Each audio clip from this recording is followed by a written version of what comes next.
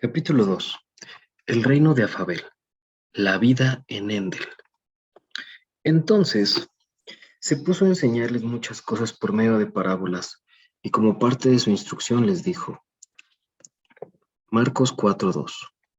Hubo, en un tiempo, un mundo similar al nuestro, aunque diferente en muchos aspectos. En este mundo no había naciones independientes, sino un único y gran reino llamado Afabel. A pesar de que este reino cubría la totalidad del mundo conocido, tenía una única ciudad capital desde donde se administraba y gobernaba.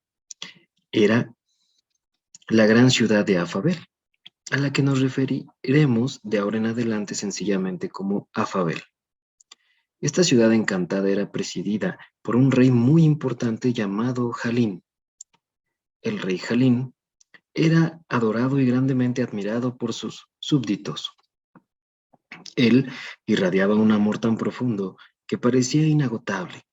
Era un rey fuerte y sabio, aunque a la vez bondadoso y rápido para reír. Su comportamiento era real, pero Jalín era también afable. Estar con él le daba a uno la sensación de estar envuelto en una atmósfera de bondad. Su presencia elevaba todo aspecto de la vida al más alto nivel. Su visión y previsión eran asombrosas y tenía particular capacidad para ver más allá de las acciones de las personas, los motivos que había en sus corazones. El padre de Jalín, que había fundado a Fabel, era conocido como el rey padre fundador. Una vez establecido el orden, había delegado el mando en su hijo, Mando. Los residentes de esta gran ciudad colaboraban en la administración del gobierno de Jalín sobre los territorios alejados del reino. Esto se instrumentaba a través de un sistema jerárquico de autoridad y liderazgo en la ciudad principal. Era una ciudad enorme cuya superficie se extendía unos 520 kilómetros cuadrados. También planificada estaba que, aunque estaba densamente poblada, nunca parecía llena. Había barrios, residencias urbanas, suburbios y villas residenciales. Las viviendas, ubicadas en las llanuras, hacia el lado occidental de Afabel, eran los modestos hogares de los obreros. Sus modestas casas serían consideradas extravagantes en nuestro mundo. Aunque sus empleos exigían un trabajo intensivo, estos residentes estaban agradecidos de poder vivir ahí, en la ciudad del rey. Los terrenos montañosos de las fronteras del norte y el sur conformaban el sector de los artesanos. Había quienes eran versados en las artes creativas de la música, la escritura, el diseño, la pintura y la escultura. Estas casas tenían bellísimas vistas y eran más grandes que las de los obreros. La sección más elegante de la ciudad era el distrito del este, donde había abundancia de hermosas residencias y villas. El área se conocía como el Centro Regio. En este barrio extenso vivía el rey, que pasaba la mayor parte de su tiempo allí y tenía como vecinos a quienes trabajaban más cerca de él. En ese sector de la ciudad los administradores y líderes trabajaban juntos. El Centro Regio era como una joya engarzada sobre un acantilado frente al gran mar. Desde el océano azul soplaba constantemente una suave brisa que refrescaba la ciudad. Las aguas bañaban las blancas arenas de la playa y solo los jardines reales excedían en belleza a este paisaje. Los jardines embellecían el Centro Regio. Sin duda era esta la zona residencial más codiciada. Cada casa solo era excedida en elegancia por el palacio del rey. En medio de Afabel estaba el árbol de la vida. Únicamente los súbditos del rey tenían el privilegio de poder comer de sus maravillosos frutos, que no solo eran deliciosos y preciosos a la vista, sino que en su fragante pulpa tenían el poder de lo milagroso.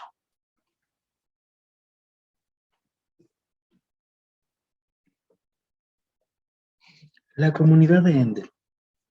Al oeste de las planicies de Afabel estaba el desierto exterior, que se extendía por casi 100 kilómetros hasta el gran río Adonga. Una vez que cruzaba el Adonga, usted llegaba a otra parte del reino llamada Endel. Al nacer, los hijos de los ciudadanos de Afabel eran llevados de inmediato a la provincia de Endel. Antes de cumplir una semana eran confiados al cuidado de las niñeras del rey. Cuando estos jóvenes ciudadanos, los endelitas, cumplían 5 años, se les llevaba a la escuela de Endel, donde recibirían instrucción y educación durante 10 años. Allí aprendían todo lo que había que saber sobre la forma de vida de Afabel y su gran rey Halim. Solo las niñeras del rey y los maestros de la escuela habían tenido el privilegio de conocer a Halim. Cada 5 años más o menos el monarca visitaba Endel, en secreto para dar a conocer su amor por la escuela y los niños.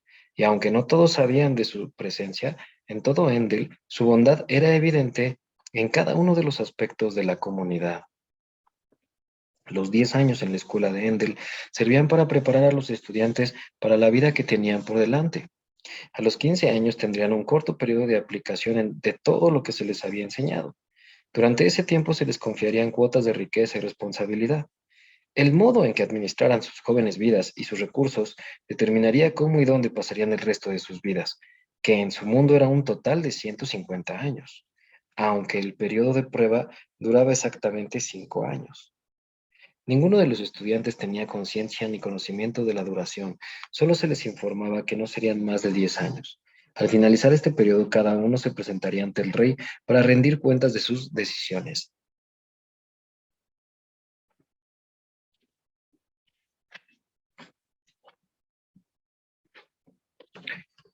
Esos años de prueba demostrarían a qué cosas eran leales. Algunos seguían las ordenanzas de Jalín con sus palabras y acciones reconociendo su liderazgo. Estos serían admitidos como residentes de Alfabel. Sus decisiones les asegurarían las recompensas correspondientes. Sin embargo, si durante el periodo de prueba se rebelaban y vivían únicamente según sus propias reglas y en beneficio propio, irían al exilio a la tierra de Solo. Solo era un desierto de completa oscuridad donde reinaban la soledad y la desesperanza. Allí sufrirían tormento y encierro durante el tiempo que duraran sus vidas. La primera persona que había sido exiliada a tal desolación había sido Dagon, quien llegó a ser el fundador y sombrío amo de Solo. Aunque se había rebelado contra Halim hacía ya muchos años, su influencia seguía alcanzando la tierra de Endel. Los habitantes de Endel, que preferían el señorío de Halim, rompían el yugo del oscuro poder de Dagon, pero quienes se negaban a servir a Halim permanecían bajo el dominio de este amo rebelde. Con el fin de aislar e impedir toda posible infiltración de las tinieblas en su reino, el gran rey Halim tuvo que establecer un decreto que protegería tanto la integridad como la infraestructura social de Afabel. Todo quien siguiera el camino de Dagón y rehusara reconocer a Halim como rey en sus palabras y acciones sería echado a la tierra de solo hasta el fin de sus días. Este es el comienzo de nuestra historia. Seguiremos las vidas de 5 estudiantes de Endel, 2 mujeres y 3 varones. Sus nombres son Independiente, Engañado, Corazón Flojo, Egoísta y Caridad. Permítame presentárselos. Independiente. Independiente cuestiona constantemente la existencia de Afabel. No puede creer que de veras alguien a quien jamás ha visto siquiera de quien solo conoce el nombre, Jalín, requiera no solamente su lealtad, sino tan estricta adhesión a una lista de reglas. Sospecha que se trata de un complot para que él y los demás permanezcan bajo el control de los maestros. Con desprecio se niega sobre este reino imaginario. Independiente se burla de los que creen en semejante tontería, plazca y permanecer lejos y libre de las leyes de Jalín. La única excepción sería que esos edictos sirvieran a sus propósitos. Entonces, sí adheriría, pero solo por decisión propia. No tiene reparos en dar a conocer su decisión de que no entregará su vida a la voluntad de nadie. Engañado. Engañado no cuestiona la existencia de Afabel, cree en el rey Halim y hasta se deleita en sus promesas. De palabra y pensamiento concuerda con las enseñanzas y políticas, pero hay grandes porciones de su estilo de vida que están en conflicto con dichas enseñanzas. Celebra su lealtad al rey y sus enseñanzas y participa de las actividades de la escuela cuando le gustan, pero si no ve en ellas beneficio propio, su opinión cambia enseguida. Su estilo de vida es opuesto al de un verdadero seguidor de Halim, y por su fuerte personalidad lleva sutilmente a otros a su forma de vida. Realmente, Nunca se detiene a pensar en su próximo periodo de prueba y rendición de cuentas. Engañado se lleva bien con Independiente, aunque no están de acuerdo respecto a la existencia de Halim. Engañado es divertido y ambos tienen intereses similares, así que a Independiente le gusta su compañía. Corazón flojo. Corazón flojo es la más entusiasta de todas las estudiantes. Suele pasar al frente de la clase para hablar y siempre saca las mejores calificaciones. Es muy activa y por lo general es quien inicia las actividades extracurriculares que ayudarán a promover la participación de los estudiantes en la vida de la comunidad. Todo el que evaluara a los estudiantes diría que ella siente pasión por la causa de Halim. Egoísta. Egoísta también cree en Halim y sus enseñanzas.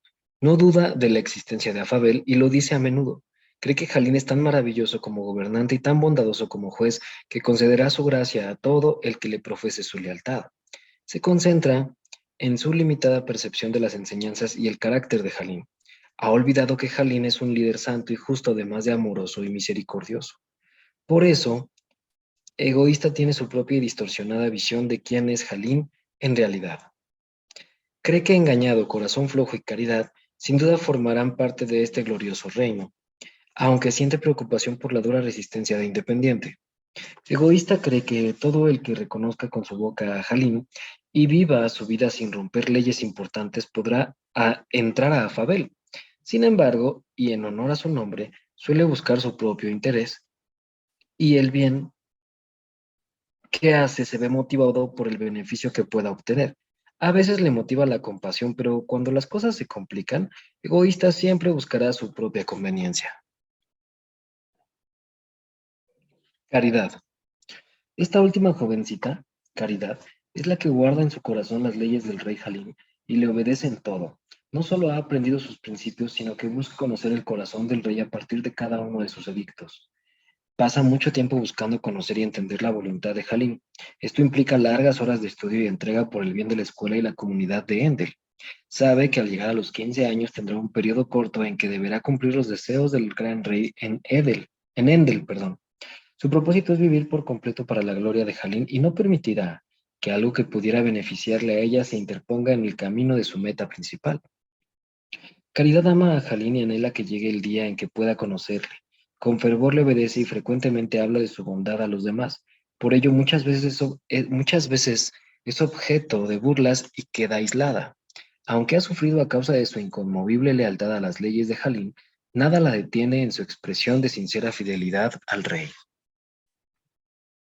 La graduación. Los cinco Endelitas, cumplieron 15 años. Llegó el día indicado y se graduaron con estudiantes. A cada uno se le confió una misión específica con la correspondiente suma de dinero para iniciarla. Esta suma había sido preestablecida por Halim y el director de la escuela les entregó el dinero el día de la graduación. Los montos fueron los siguientes.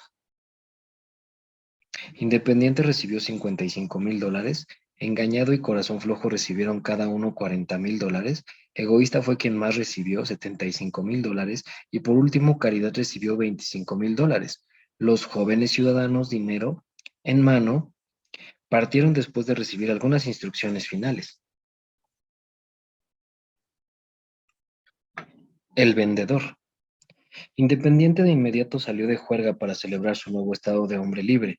Aunque pocas veces había asistido a clases, sentía que la responsabilidad le pesaba. Había oído algunas de las leyes de Halim las pocas veces que se presentó a las aulas. A veces se preguntaba si quizá podría haber algo de verdad en todo eso. Si así fuera, sentía curiosidad por saber si su mala conducta afectaría en mucho lo que se le daría cuando terminara la escuela. Independiente siente asombro ante la cantidad de dinero que recibió, aunque ha violado tantas políticas de la escuela. Recibió 15,000 más que Corazón Flojo y más del doble que Caridad. Piensa, qué desperdicio. Caridad y Corazón Flojo pasaron todo su tiempo en esas clases inútiles, trabajando tantas horas de más, y ahora recibieron tan poco. Esta dinámica reafirma su convicción de que Halim no existe. Su razonamiento le indica que el dinero es herencia dejada por sus padres, que desaparecieron hace muchos años. Ahora está más convencido todavía de que todo era un engaño de la escuela con el objeto de controlar a los jóvenes e impedir que pensaran por sí mismos y con libertad.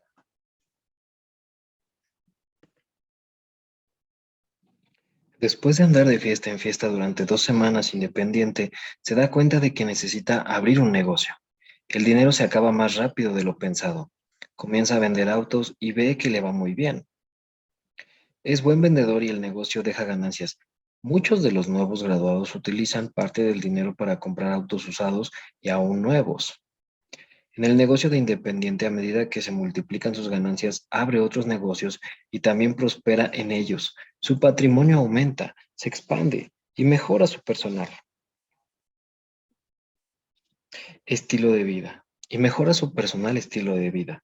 Rápidamente se da cuenta de que el dinero es una increíble herramienta para influir y que parece tener el poder de comprar la felicidad.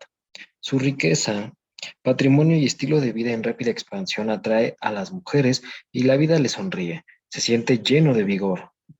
Independiente no asistía a las reuniones semanales de la comunidad, pero se lo seguía considerando buen ciudadano porque apoyaba con su dinero a diversos proyectos.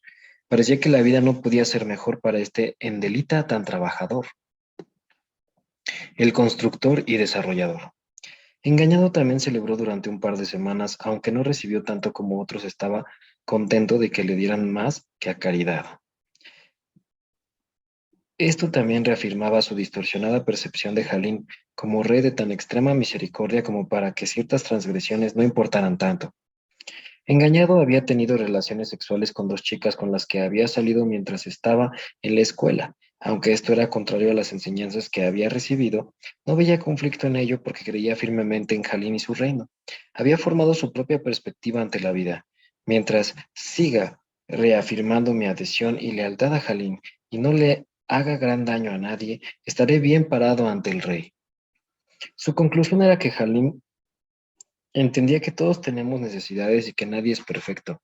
Todas sus faltas se verían cubiertas en el juicio por la misericordia y la gracia de Jalín, a causa de que él creía en el rey con todo su corazón. Después de unas semanas, Engañado también inició su propio negocio, como lo había hecho independiente. Comenzó a construir casas. Al principio le costó encontrar clientes. El modelo que mostraba era excelente en todos los aspectos, pero parecía no poder convencer a los compradores. Algunos pensaban que los precios eran demasiado altos, en tanto otros no podían darse el lujo de comprar casas tan lindas.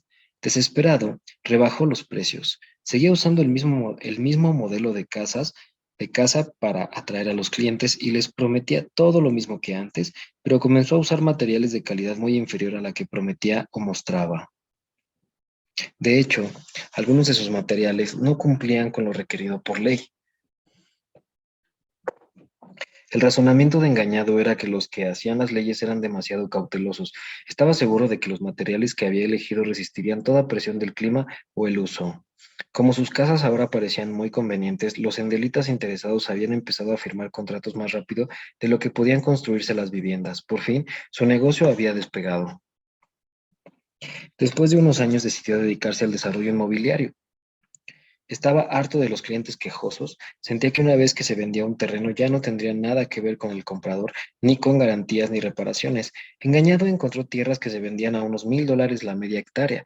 Era casi demasiado bueno como para ser cierto. Investigó un poco más y se enteró de que el terreno solía inundarse. Pero el dato solo era conocido por un puñado de personas, todos amigos suyos. Convenció a un concejal de la ciudad, amigo de Independiente, para que aprobara su emprendimiento inmobiliario sin ejecutar las pruebas geológicas de rigor. Después de todo, no había habido una sola inundación en todos sus años de vida. Así que, ¿sería cierto que había un problema? Las cosas anduvieron sobre rieles. Después de todo, la vida no podía ser mejor para este joven empresario. La ayudante del maestro. Apenas se graduó Corazón Flojo, fue de compras con unas amigas el fin de semana. Pensó que era buena idea. Por 2 motivos.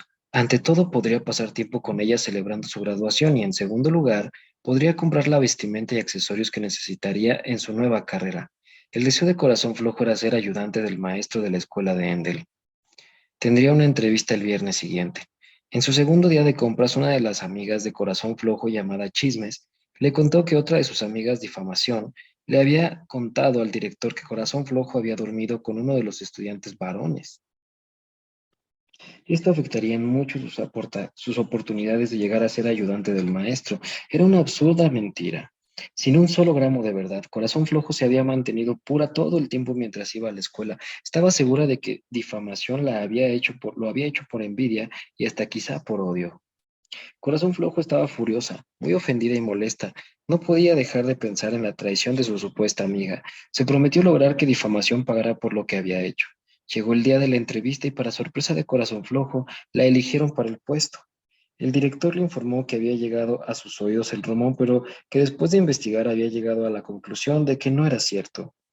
No solo le daba el puesto, sino que además sería asistente de uno de sus maestros preferidos. Su nombre era Doble Vida y era uno de los maestros más talentosos de Jalín. Corazón Flojo estaba asombrada de que la hubiera elegido para trabajar con un líder tan dinámico. Comenzó el semestre y todo iba muy bien, pero le seguía pesando la ofensa de su ex amiga. No importaba lo bien que le fuera, parecía que la traición de difamación era algo a lo que no se sobrepondría jamás. Aunque todo se veía bien bajo la superficie, los problemas estaban empezando a bullir. El nombre de Doble Vida indicaba que era en realidad. Vivía como maestro dando a conocer una cara, pero en su vida privada todo era muy diferente. Su juicio sería el más severo porque como maestro había tenido el privilegio de ver a Jalina en persona. Los juicios a los maestros no se hacían cuando estos tenían 20 años como en el caso de los demás, sino a los 30. Doble Vida tenía 25 años en ese momento. Una noche, cuando Corazón Flojo y Doble Vida estaban a solas, él trató de propasarse con ella. Corazón Flojo se asustó y llena de ira se alejó de inmediato. Él no se resignó y durante las semanas siguientes volvió a la carga. Ella comenzó a cuestionar su reacción y a escuchar sus persuasivas palabras, porque era un hombre tan reconocido y talentoso. Le gustaba que le prestase atención, era amable y bondadoso y se le consideraba uno de los más apuestos en la comunidad. Por fin Corazón Flojo le entregó su virginidad y así se inició un amorío apasionado. Corazón Flojo jamás había conocido la pasión y el amor en ninguna de sus relaciones. Cada vez que lo veía quedaba sin aliento. La idea de encontrarse con él en sus noches ya programadas la consumía y durante un tiempo casi olvidó el dolor de la traición que le había causado difamación. Sin embargo, unos 4 meses después, Doble Vida la dejó sin aviso, devastada. Quiso saber cuál era el motivo. Por fin, él le dijo que había oído de boca de otros la historia de difamación sobre su pasado con uno de los estudiantes. No era esta la razón verdadera. Lo cierto es que había perdido el interés. Ya estaba cortejando a otra joven de la comunidad. A las muchachas les costaba resistirse al persuasivo poder de seducción de este reconocido maestro.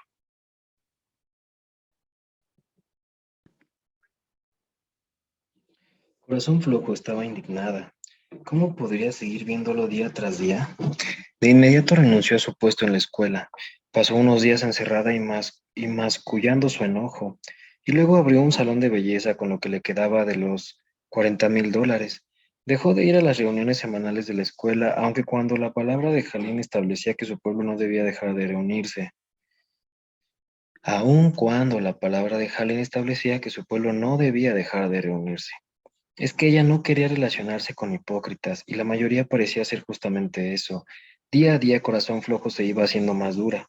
Ya rara vez mencionaba la escuela o el nombre de Jalín. Ya no sentía la pasión que antes expresaba con tanta frecuencia al conversar con los demás. Sin embargo, si se le preguntaba, confesaba su lealtad a Jalín, aunque en el fondo lo culpaba por haber permitido que un hombre tan corrupto fuera maestro de su escuela. Para cuando terminó el periodo de prueba, se sentía muy ofendida y se había convertido en una mujer amargada, aunque si le preguntaban el motivo de su amargura, lo negaba todo. Pasó el resto de sus días intentando vengarse de quienes tanto le habían herido. El alcalde de Endel. Ahora veremos cómo le fue a Egoísta. Estaba asombrado por la cantidad de dinero recibido. Celebró, pero conocía las enseñanzas de Jalín lo suficientemente bien como para mantenerse apartado del alcohol. Después de descansar durante unos días comenzó a invertir. Su negocio fue rentable y enseguida multiplicó el monto que se le había asignado. Al crecer en lo económico también se volvió mucho más popular con sus pares. Compró una casa en uno de los barrios más lindos e invitaba a los poderosos e influyentes, las autoridades del gobierno, los atletas profesionales, los ejecutivos más importantes y otras celebridades disfrutaban de su hospitalidad tan generosa. Se convirtió muy pronto en uno de los hombres mejor relacionados de su comunidad. Después de 3 años decidió presentarse como candidato a alcalde de Endel y ganó sin dificultad alguna gracias a su posición financiera y sus relaciones sociales. Ya instalado en su puesto se encontró frente a una cantidad de decisiones, entre ellas una que tenía que ver con la escuela de Endel. Como la población había crecido, se requería más espacio y con urgencia. Esto implicaba la compra de tierra, la contratación de constructores, la compra de materiales y también de equipamiento. Una vez terminado el edificio, el primer paso sería recaudar dinero entre los habitantes de la comunidad. En la reunión semanal del consejo, Egoísta oyó que hacía falta dinero. Cuando terminó la campaña de recaudación, solamente había dado un poco menos de $1000. Entonces tuvo que tomar otra gran decisión. La escuela por fin tenía lo suficiente como para comprar un determinado terreno. El lugar era bueno y el precio estaba dentro del presupuesto previsto. Sin embargo, también una de las grandes tiendas estaba interesada en este terreno. El consejo de la ciudad no se ponía de acuerdo. La escuela era una organización sin fines de lucro, por lo que no produciría ingresos con el pago de impuestos. Por otro lado, la tienda produciría grandes ganancias al fisco con el pago de sus impuestos, además de dar trabajo a muchos de los residentes. Como no se llegaba a un acuerdo, sería el alcalde quien tendría que decidir. Egoísta tenía un conflicto. Los dueños de la gran tienda habían sido generosos en su apoyo a la compañía electoral, a la campaña, perdón, electoral, y habían aportado mucho dinero además de hacer valer sus influencias. Varias veces los había invitado a su casa. Egoísta votó a favor de la tienda. Justificó su decisión al público diciendo que sería para bien de todos los ciudadanos de Endel. Estaba abriendo el camino a más oportunidades de empleo y al aumento del tesoro de la ciudad. Recomendaba que la escuela explorara otras opciones, como la de ampliar el edificio existente, aun cuando sabía que esto no sería posible. Su decisión desilusionó a los sinceros seguidores de Jalín, pero la comunidad aplaudió contenta. Faltaban 2 años para que terminara su mandato como alcalde y había llegado el momento de planificar la reelección. Egoísta también se acercaba al momento de finalizar de su periodo de prueba. Aunque no se había dado cuenta de ello, sintiendo algo de remordimiento, Egoísta hizo una contribución personal a la escuela de Endel. Les envió $5000. Con esto prometió encontrar otro terreno adecuado para la construcción de un edificio. Así recuperó la confianza de muchos de los seguidores de Jalín. Parecía que el joven líder sería reelecto como alcalde sin dificultad. La dueña del restaurante. Cuando se graduó, Caridad donó 3000 de sus $25000 como contribución a la escuela de Endel. Estaba agradecida por todo lo que había aprendido de sus maestros y quería expresarlo. Con los 22,000 restantes abrió un restaurante poco después. Le gustaba todo lo que tuviera que ver con el arte culinario y esto sumado al hecho de que era buena comerciante dio como resultado que el restaurante le pareció la mejor forma de usar sus talentos y servir a la comunidad. Logró convocar a algunos de los mejores chefs y al coordinar lo que estos sabían pudo crear un menú excelente. Su restaurante tuvo éxito de inmediato. Aunque Caridad ganó premios con su restaurante, siempre daba el crédito de su éxito a la sabiduría de Jalín. En cada entrevista agradecía a sus maestros de la escuela y elogiaba a sus empleados. Se negaba a reconocer el éxito como propio o a hacer alarde de sus esfuerzos. Sabía que todo se lo debía a Jalín. Caridad usó su prosperidad para ayudar a la comunidad y a la escuela de Endel. Daba comida al comedor de niños pobres y a menudo apartaba una noche para trabajar sirviendo a los niños. Ella disfrutaba sirviendo alimentos calientitos a los pobres. Se comprometió a dar el 25% de las ganancias del restaurante a la escuela. Al término de 5 años había donado más de $200,000. Caridad siempre estaba ayudando a quienes se esforzaban mucho y trabajaban duro, pero sin lograr cubrir sus necesidades básicas. Además de dinero, siempre estaba dispuesta a transmitir los principios de sabiduría y éxito de Jalín. Todo el tiempo les decía a los que recurrían a ella que jamás habría logrado nada sin Jalín. Aunque el restaurante de Caridad era un lugar próspero y reconocido, jamás fue invitada a los eventos sociales que organizaba Egoísta en su casa. Tampoco se le convocaba para participar del liderazgo de la comunidad. Es que su adhesión a Jalín era considerada una exageración, además del hecho de que era mujer. Pero aunque la excluyeran los endelitas influyentes, Caridad no se sentía menos ni creía que la estaban ofendiendo. Se concentraba en ayudar a los menos afortunados. Le encantaban las reuniones semanales en la escuela y siempre estaba ofreciéndose para ayudar, dan- dando o sirviendo en diferentes lugares. Caridad era una joven que vivía en plenitud. El día del juicio llegó. Llegó el día de la prueba final. Los que estaban a punto de ser juzgados sabían que podría suceder en algún momento de los siguientes 5 años, porque ya habían pasado los primeros 5. Jamás imaginaron que podrían llegar tan pronto. Ese día amaneció como cualquier otro, pero terminó de manera muy diferente. Por la noche, muy tarde, la Guardia Real de Afabel vino a buscar a 2000 graduados.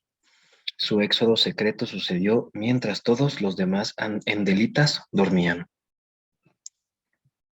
Estos 2000 jóvenes ciudadanos fueron llevados por un pasillo secreto. Era un túnel profundo que terminaba debajo del río Adonga. Una vez atravesado el canal, viajaron 2 días más, cruzando un desierto.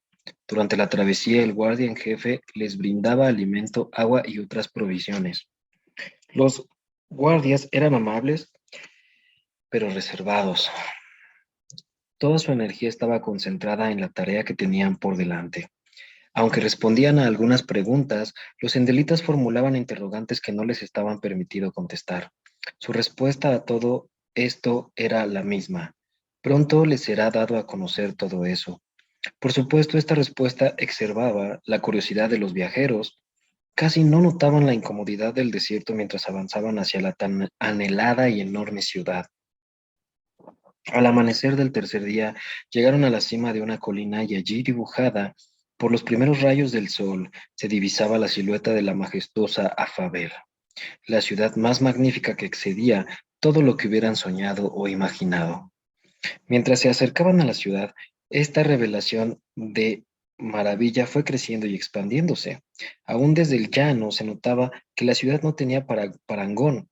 Endel era un lugar diminuto en comparación con esta. Cuando entraron en la parte central de Afabel, descubrieron que todo vibraba con una vida activa.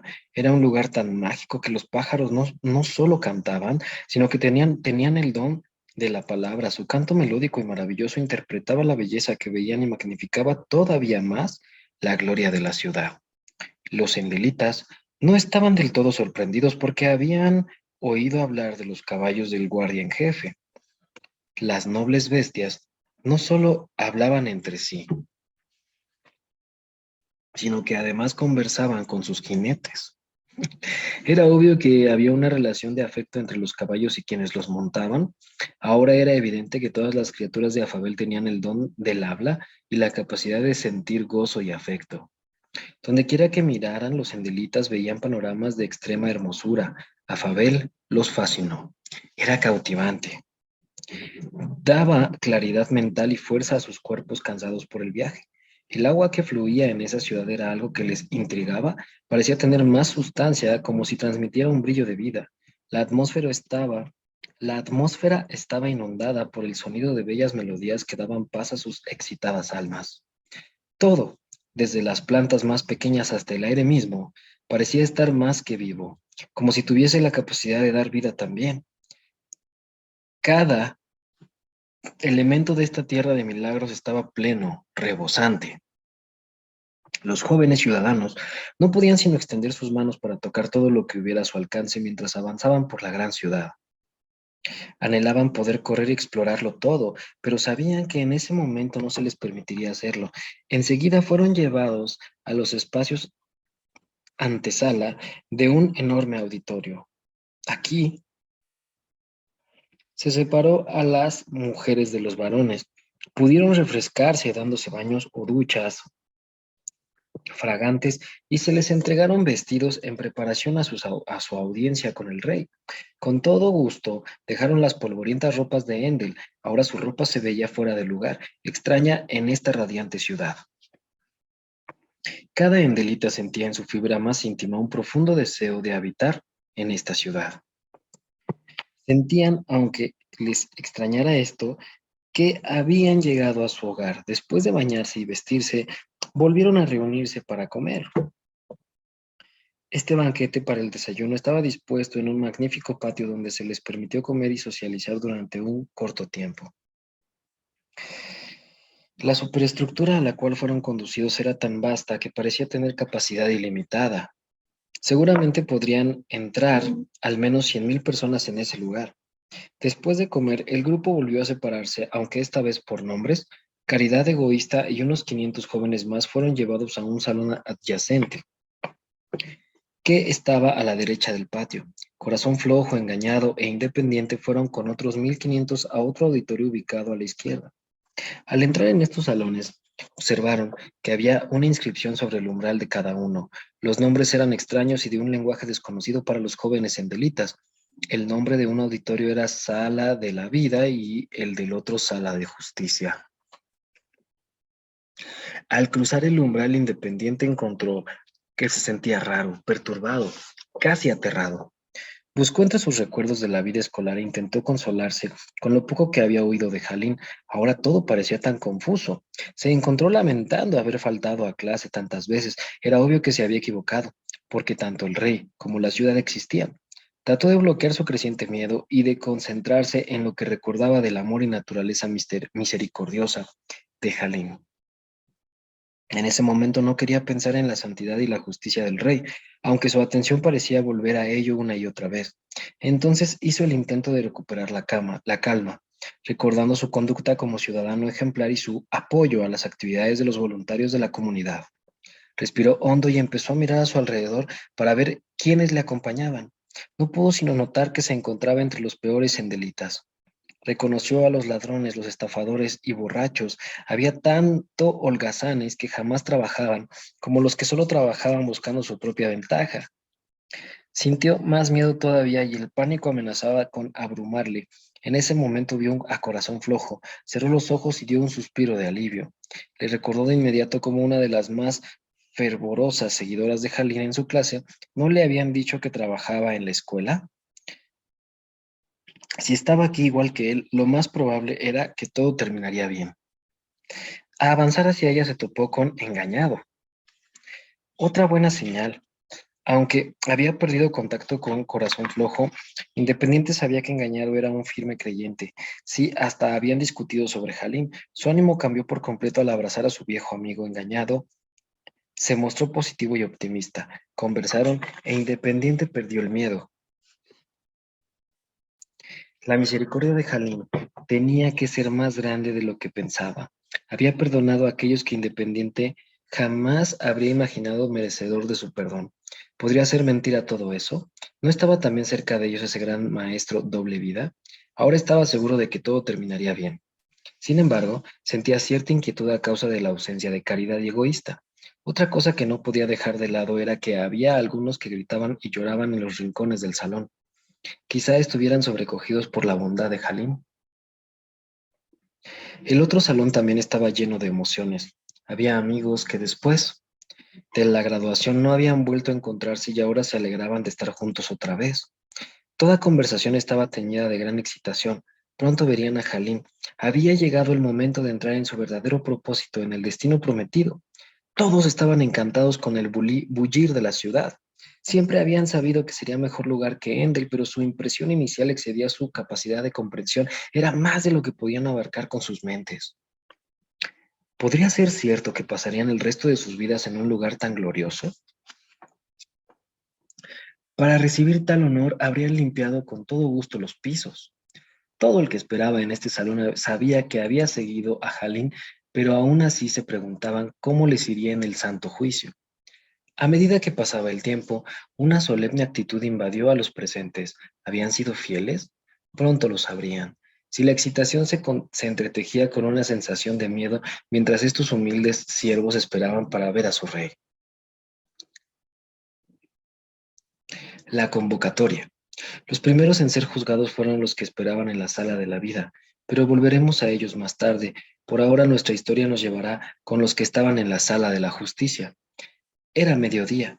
Los que esperaban en la sala de justicia recuperaron la sensación de consuelo y confianza en que todo estaría bien. Todo Lo que parecía confuso o fuera de lugar lo atribuían a la misericordia de Jalín o al misterio de sus caminos. Este razonamiento los consolaba. De los 1500 sendelitas, el primero en ser llamado fue Independiente. Vinieron 4 guardias reales para escoltarlo hasta la gran sala de justicia. En un intento por alivianar el ánimo solemne, Independiente sonrió y le guiñó el ojo a uno de los guardias, que al salir de la habitación lo había mirado a los ojos. Le sorprendió no recibir respuesta. Al oír que se cerraba la puerta detrás de él, volvieron a acosarle las interrogantes. Su corazón latía a todo galope. Estaba casi seguro de que los guardias tendrían que oírlo, pero no daba señal de que así fuera. Deseó que engañado hubiera podido acompañarlo, pronto estaría ante el juez, y preferiría no hacerlo a solas. Independiente estaba perdiendo muy rápidamente la confianza en sí mismo. Antes de entrar en el gran salón, uno de los guardias le dio unas breves instrucciones sobre el protocolo. Independientemente, asintió, aunque temía no recordar todo lo que le decían. Ahora sentía el pulso de sus venas en los oídos y pensó que no podría oír bien. El guardia asintió al ver que Independiente comprendía el proceso y las grandes puertas del salón se abrieron de par en par. Al dar los primeros pasos para entrar Independiente, descubrió que su cuerpo temblaba. El sudor le bañaba la frente, que por lo general siempre se había mantenido fresca. Se sentía desorientado porque lo que vio casi lo enloquece.